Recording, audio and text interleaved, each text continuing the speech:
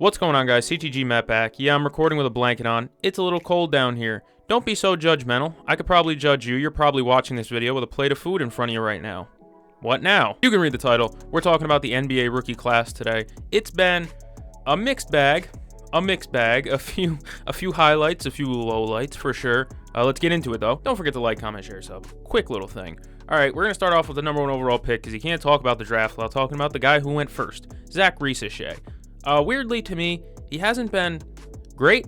He hasn't been as bad as I thought he could have been though. Like, the floor was really low for what I thought Ricochet's rookie year could have looked like. So far, it's not that bad. He's averaging almost 12 points with 4 rebounds, 1.5 assists. His shooting percentages look atrocious. All right, that's where we start to get really iffy about it. 37.5% from the field, 22.5% from deep. My goodness. The thing that I've always thought with him though is that no matter who they took in the top 2, whether it was Ricochet or Sar, they were both offensively, they needed development. I was going to say offensively challenged. That sounds not right. So, like I said, on the surface level, his stats don't seem that bad. I mean, it's just his percentages. He's even shooting 67.5% from the line, but his defense looked really good. He has all the physical tools to be a good defender, and he has been so far. It's just he hasn't quite figured out that shooting yet. My concern with him, though, is that because of the fact that he can't really shoot right now, 22.5%, how does he fit alongside Trae Young? They looked really good the other night against the Celtics without Trae Young. I'm not going to get into that whole situation and say, well, they're better without Trae. Not doing that, not dancing around that one today. But 11.5 points and 4 rebounds, I thought his floor could have been lower. 11.5 points, for me, I didn't even know if he'd average 10 this year.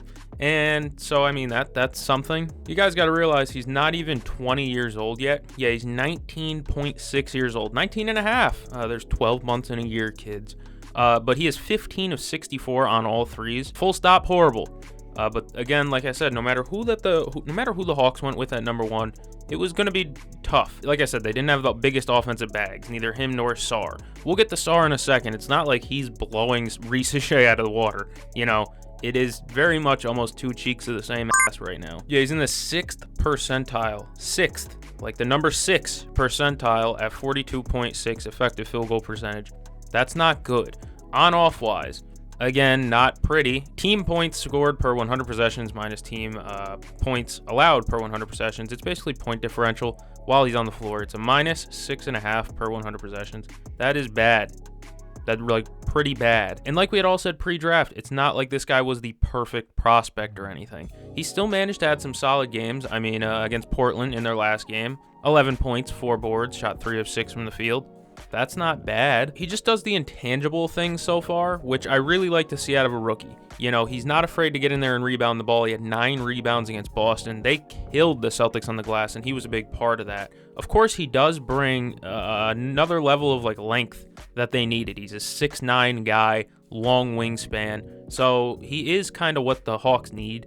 Next to Trae Young, you need guys with a lot of length who are big dudes who still are quick on their feet and able to guard on the perimeter. You have to be able to cover up Trae Young to some extent. While Ricochet's been able to do that, obviously it's been more of a Dyson Daniels show, but Ricochet has been a respectable defender, in my opinion, just from eye test. Of course, you can look at box plus minus, and you'll be like, ew, his defense is bad. Look at his defensive rating.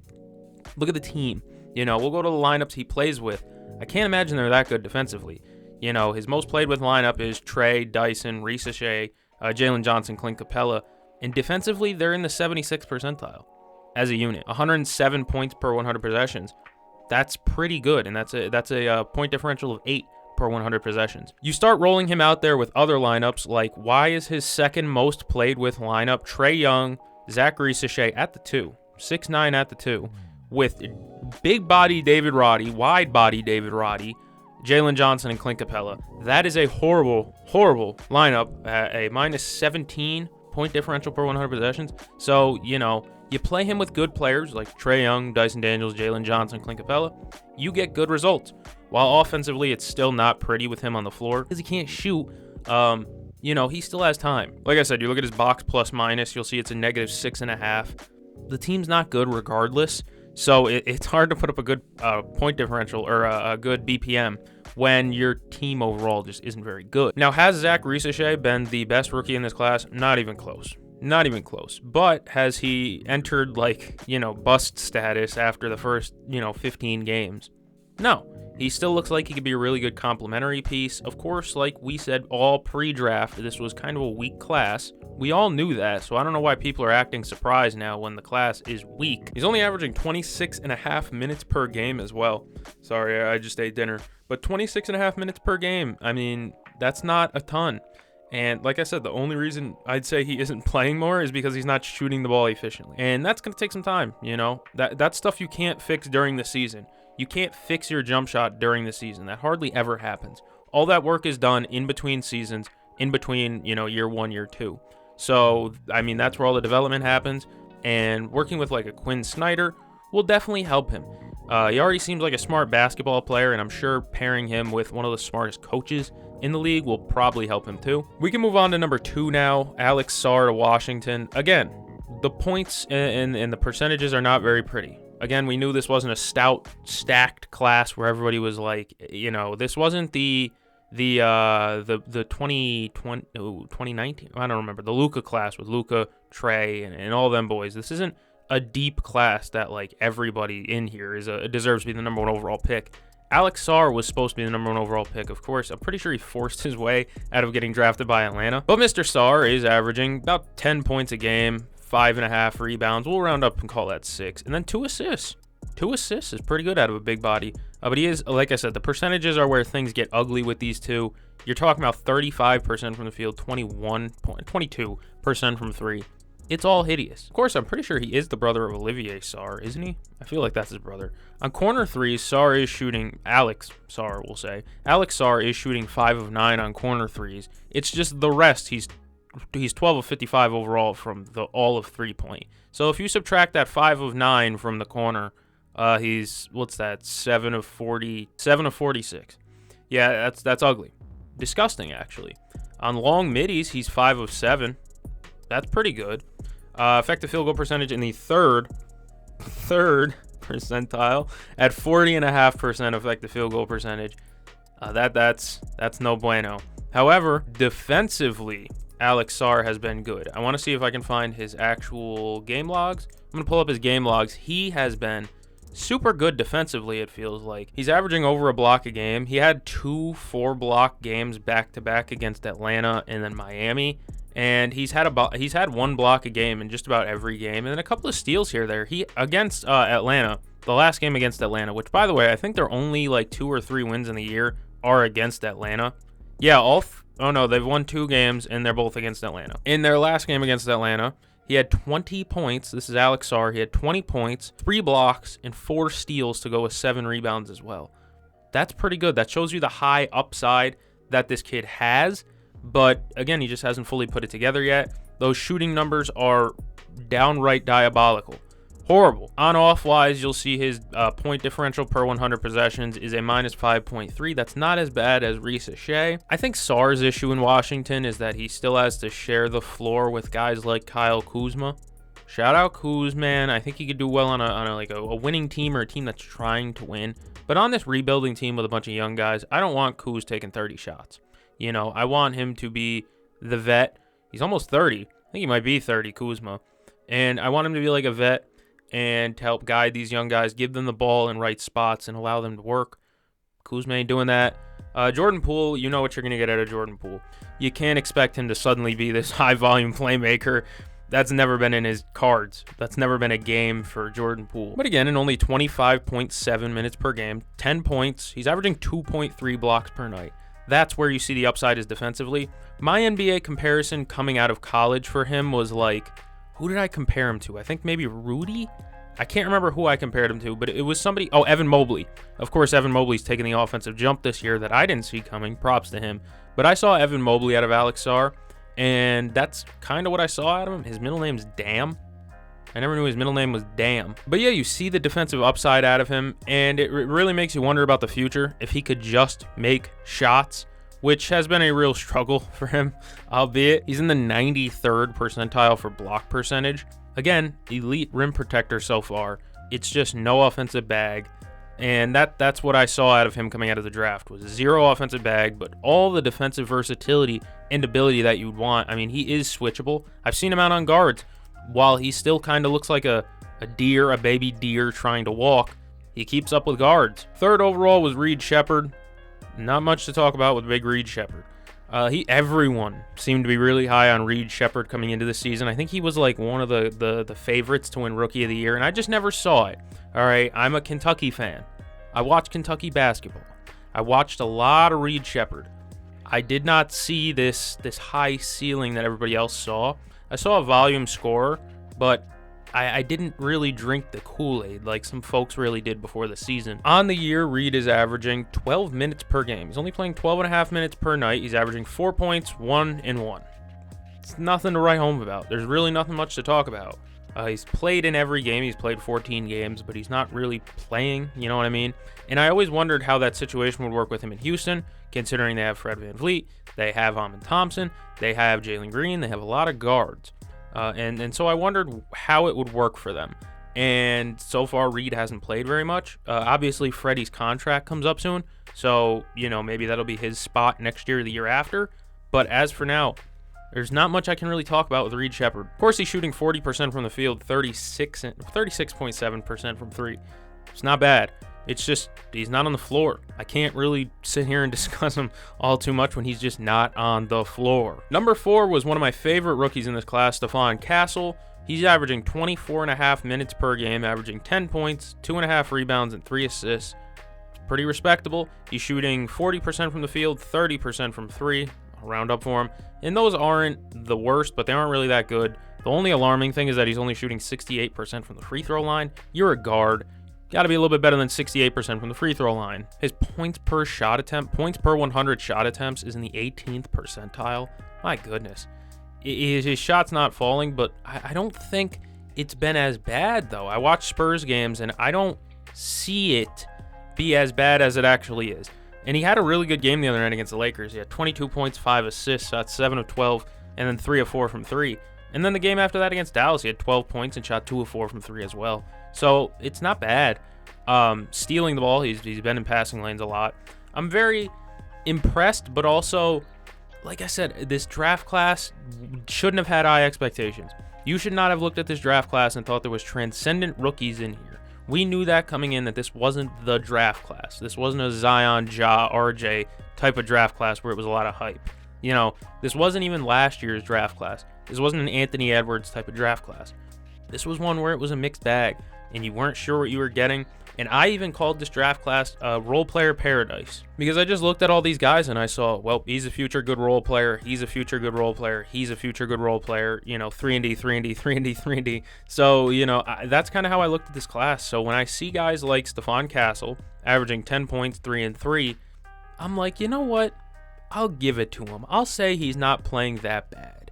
And none of these guys are playing, you know, that bad, at least to my viewing experience. There's a couple of them that we'll talk about in a second, but from the ones that have gotten opportunity, you know, Castle's averaging over 24 minutes a game playing with Wembanyama.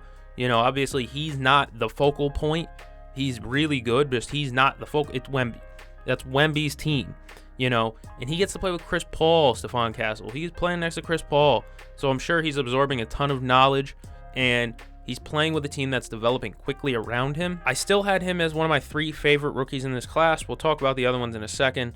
But yeah, as for now, I'm not overly impressed by Stephon Castle, but I'm also not underwhelmed.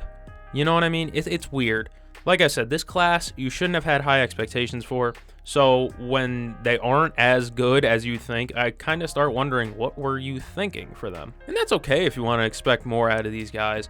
But I don't know. I just never saw it to begin with. If you expected more, fine. Sure, you can be upset about it. Don't get me wrong.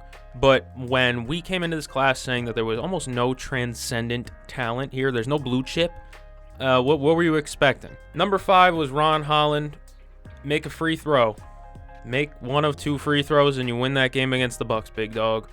I don't know. He's shooting 40% from the field, 11% from 3. Holy shit, I didn't realize it was 11% from 3. He's also playing only 16 minutes a night. He had some coaches DNPs, I believe. He looks like a fun guy, I'll say about Ron Holland. He usually looks like he's like almost smiling, but not like smiling, I guess. I don't know how to describe it. It looks like he's like half smiling half the time. And if he's enjoying himself, good for him. You know, in the mid-range, he's very good. All mid-ranges, he's 7 of 14. That's pretty good. It's just that when you're 4 of 30 from beyond the arc, that's a little bad. However, you look at some game logs and you're like, another one. Ron Holland was very, like, he needed development. We all knew that. That's another one where it was like, we knew that he might come in pretty rough. You know, he was the #1 player in his high school class or whatever. And we all knew, again, this was a guy who was going to need some time. You know, people talked about him, me, I'm not going to say people, I said that he might spend some time in the G. He hasn't so far, but it's not like I'm overly impressed by what he's doing. I don't want to tear him down or anything like that, but this rookie class is just objectively hilarious right now. I don't know who to, like, sit here and describe as, like, you know what, they could be one of them. You know, I don't see any of these top 10. Nobody in the top 10. Ooh, maybe one. Do I sit back and go, he might make an all NBA team at some point? Nobody yet has flashed that type potential. Alex Sarr has flashed all defense type potential. The issue is that he's competing with other centers, Rudy Gobert, you know, stuff like that, Wemby, and Anthony Davis, bam. And so it's going to be tough for him to make all defensive team. But 2.5 blocks a game is impressive. But going back to Ron Holland, he hasn't made many threes. He hasn't made a ton of shots. He's only averaging 16 minutes a game. Maybe the worst. I don't know if I'd consider him the worst top 5 or top 10 pick. Maybe Reed Shepherd.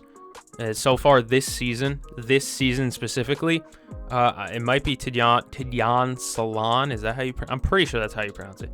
Tidjane Salaün. I think he hasn't played much at all.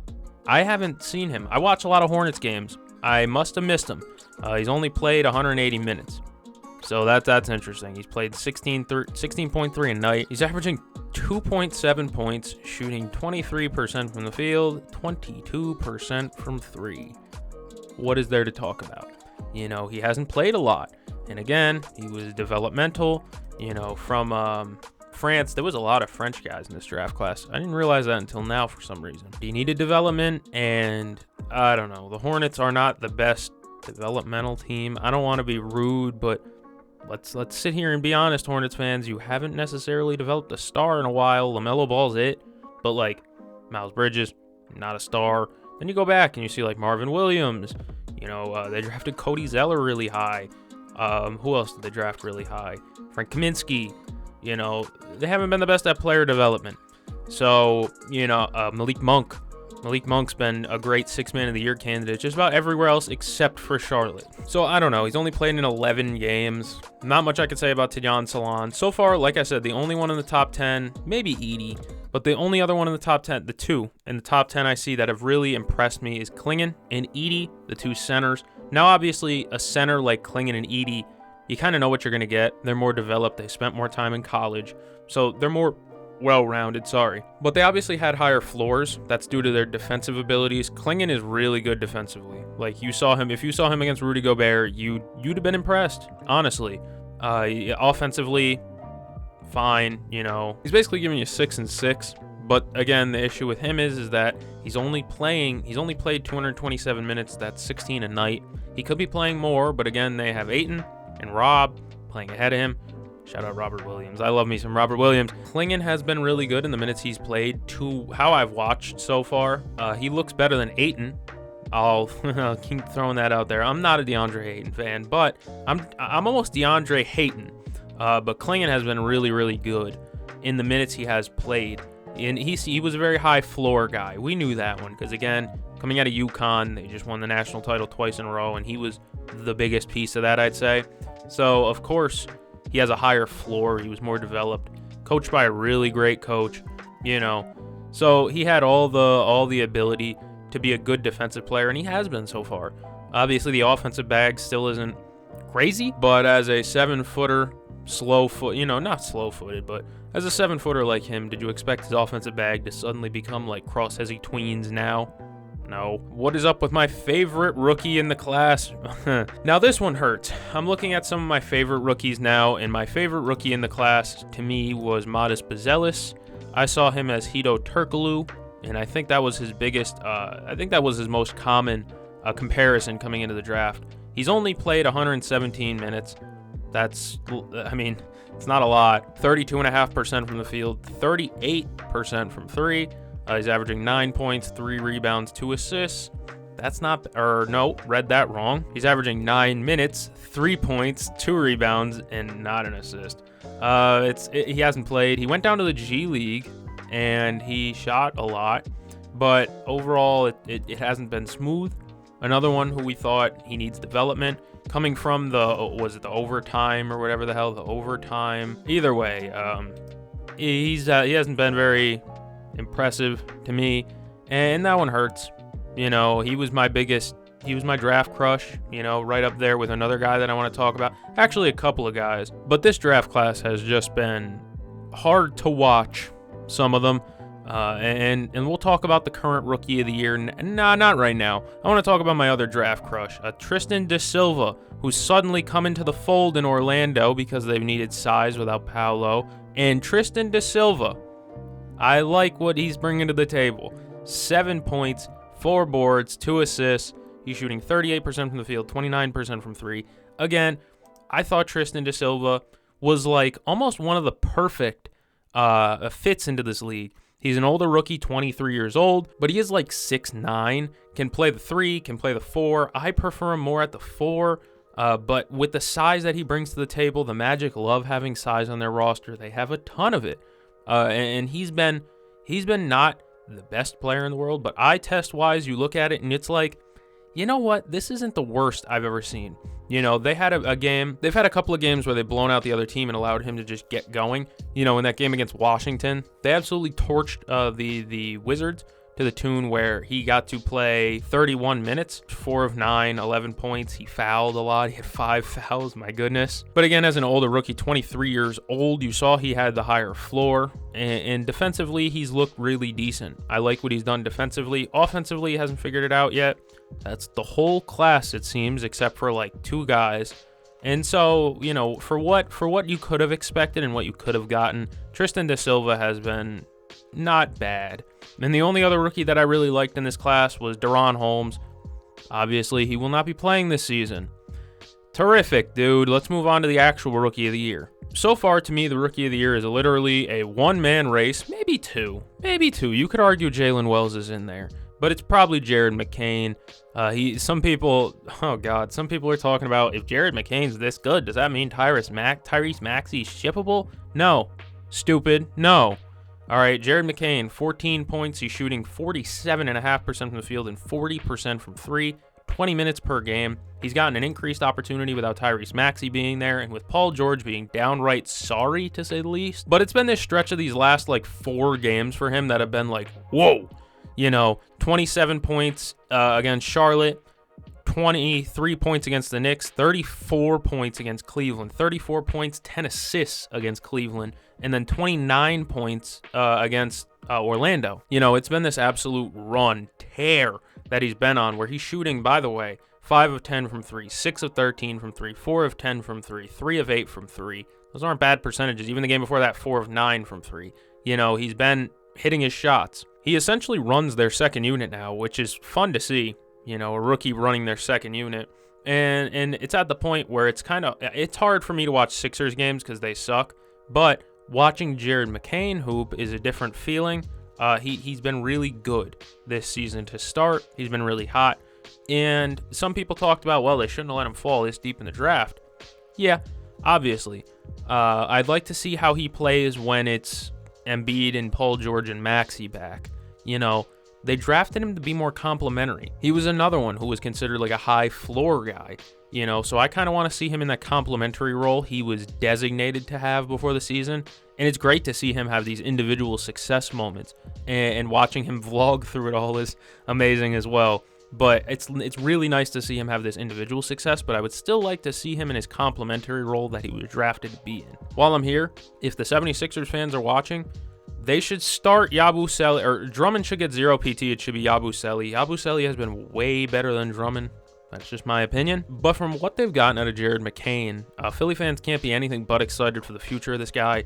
And like I said, you just have to see him in that complementary role and see him, you know, back to where he was drafted to play, you know, behind Embiid and Maxey and them. And it would be great if he would still produce like this behind them as a fourth option type of thing, you know. But no. Jared McCain does not make Tyrese Maxey available, does not make Tyrese Maxey shippable, movable, anything. Tyrese Maxey is not being moved for the sake of Jared McCain. Dude, I'd even think Jared McCain himself would tell you that he would not trade Tyrese Maxey to give Jared McCain a bigger role. Taking shots at a lot of people like Kevin O'Connell. Is he O'Connell or an O'Connor? Kevin O'Connell? That feels right. Kevin O. Yeah, he's an annoying podcaster. The infamous Killian Hayes guy. But I'm not. I'm obviously, you know, burning bridges talking about him like that. He's an idiot.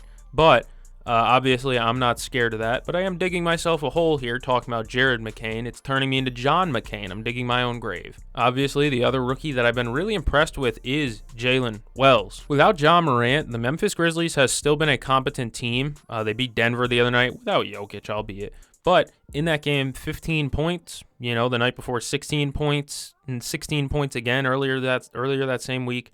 You know, these are impressive games out of Jalen Wells. Probably the best shooting rookie other than Jared McCain so far. He's shooting 37% from 3, 22 of 60 total. In the short mid, he's 14 of 27. That's in the 90th percentile. And then effective field goal percentage in the 37th. Comparatively to what we've heard earlier this video with Reese Shea, Sar, all them guys, 37th percentile is not that bad. The thing that I like about him is that he is a very, like, tenacious defender, it seems like. You know, he's there. LeBron, of course, in that Lakers game, LeBron did shoot that, not a no-dip jumper, but, like, he sized him up in that triple threat and then just shot over the top of him. Obviously, he's 6'7", Jalen Wells, but he's not LeBron big. But he plays really good defense to what I see. And then on top of that, he can knock down a three, which really helps if he's going to be playing with Ja Morant more. And I'm sure his development will be helped by, like, Marcus Smart and vets like that. And plus, the Grizzlies, dude, the Grizzlies could roll me and you out there, and they'd probably still put up a 40-plus win team. That's just how good Taylor Jenkins is and how good their, like, culture is and how well their system works, that you can plug and play a rookie like him who was I think like the 40th pick, maybe 39, and he looks this good. My favorite thing about looking at Jalen Wells is that you look at the lineups he's played with, 74 minutes with a lineup of Morant, Wells, Aldama, Jaren, and Edey, 73 minutes with Scottie Pippen, him, Brandon Clark at the 3, Aldama at the 4, and then Jackson at the 5, 45 minutes with Luke Kennard, Jalen Wells, Jake LaRavia, Santi, and Edey. He's played in a ton of lineups, and he's so malleable and movable that he's been pretty good in all of them. You know, so, I mean, this is why he's second in Rookie of the Year to me right now. Other impressive rookies that we could talk about, obviously, you can talk about Connect with the Lakers, Dalton Connect.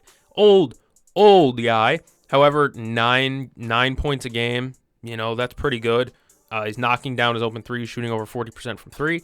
You know, Dalton Connect has been pretty decent for what the Lakers need so far. This is why we always say that if you're a contending team, if you're a contender, you should be drafting older players with a higher floor, because, you know, you don't want to spend all your time developing a guy who's a raw prospect if you're trying to win now. You'd rather just have a guy who can contribute tomorrow, who can contribute today. And a guy like Dalton Connect was that. You know, in the preseason, you saw him absolutely tear it up. And now in the regular season, you're seeing him have flashes of great play. You know, and like I said, this is one of the reasons why if you're a team that's looking to be a contender or is a contender, you should be drafting older rookies rather than prioritizing those guys who are like raw talents. Other rookies who've impressed me, Yves Missi. The Pelicans are decimated by injuries to the point where I've almost stopped watching, but Yves Missi has made it palatable. He kind of reminds me of like Clint Capella, almost. He's a little bit shorter, I think. How tall is Yves? 6'11". He's kind of like Clint Capella to me. That's how I see him. And he's getting a couple of, he's putting pressure on the rim. You know, he's a big fan of dunking the basketball. I'm sure the Yves Missi experience would have also worked better if they had DeJounte Murray, CJ McCollum, Brandon Ingram, Zion Williamson, Herb Jones, Jose Alvarado. I can keep going. That's how many other players are hurt on their roster. So, you know, it sucks that his first year in the league is kind of getting shit on by the fact that nobody on his team can stay healthy. Shout out to Baylor Shearman. I don't know. I think it's Shireman. But he's averaging like 24 a game for the Maine Red Claws. I will always call them the Maine Red Claws. They're not the Maine Celtics to me. They're the Maine Red Claws. So Baylor Shireman has been really good. And, of course, Creighton every year pops out a new white shooter. Not like Kyle Rittenhouse, but a white basketball shooter. Kyle Filipowski's had a couple of good games. His girlfriend is still creepy. Won't talk about that anymore. You can Google that if you want to. Really weird situation with that guy. Tyler Kolek has gotten PT. Hasn't really impressed me all too much. Oso Ighodaro has one of the worst jump shots in the league right now. Go look that up if you haven't. You know what? I might even put a clip up right now. It's horrifying. All right, whoever tweaked his jump shot, firing squad, it is abysmal. He looked like he had a good jumper in high school, and now it's just gone. Like, all of it is gone. The fundamentals of his jump shot are dead. Ariel Hukporti has put in good minutes with the Knicks. I'll put in a good word for him. He's only played 6 games this year. That's because Tom Thibodeau only plays 5 guys. So, you know, without Mitch Robinson and with Jericho Sims looking pretty bad, I kind of want Ariel Hukporti to get more minutes. But with Tibbs, again, being a young guy, it's hard to get trust with Tibbs. Tibbs loves playing vets. That's why I'm surprised that the Hornets called Taj Gibson's phone before Tibbs could call Taj Gibson's phone.